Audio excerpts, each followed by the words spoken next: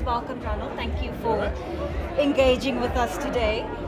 So RDR is certainly set to put the cat amongst the pigeons, as they say. And are intermediaries ready for a post-RDR world, that from the point of view of PSG and from industry?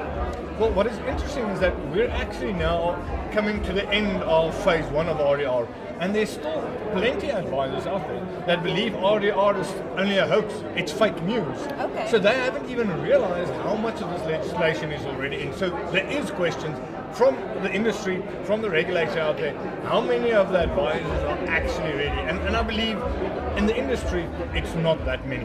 However, within PSG, when RDR came out, actually a year before RDR came out, we started with the whole process of making sure that our regulatory compliance is up to date.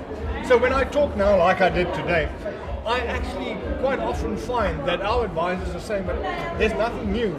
All of this have already been done and implemented within PSG. So it depends on who you're talking with, but we are really in a situation where advisors need to realize that this isn't a maybe anymore. We're now starting with phase 2 at the end of this month. And if you're not ready, it could be the end.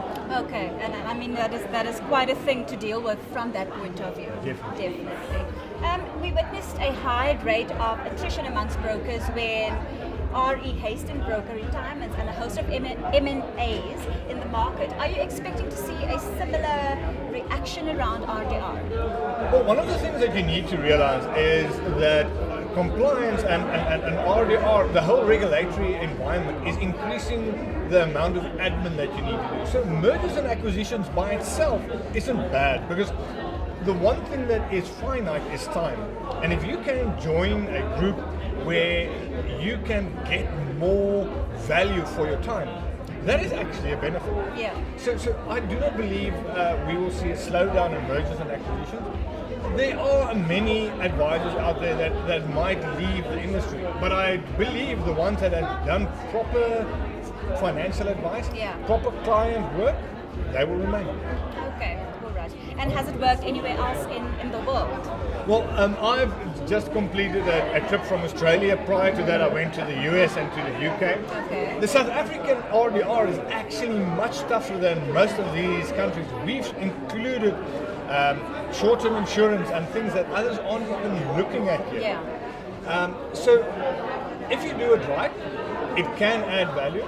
The one thing that Australia said, and I believe it's the one thing that we need to be careful of doing in South Africa, a person there told me that in all of this, it is very easy to forget about the client experience and the client relationship. So as long as we focus on the client experience, the client relationship within RDR, I believe it's actually going to add value in the industry. Yeah, and there'll be longevity.